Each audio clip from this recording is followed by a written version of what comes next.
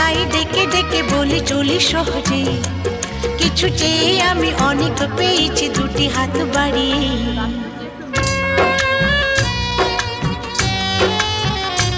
আমার গর্ব শুধুই কেউ আমার চেয়েও সুখী নেই,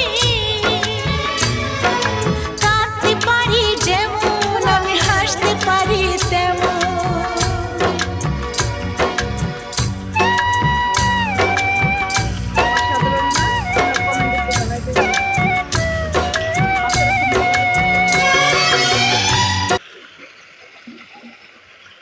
তো সবাই ভালো থাকবেন।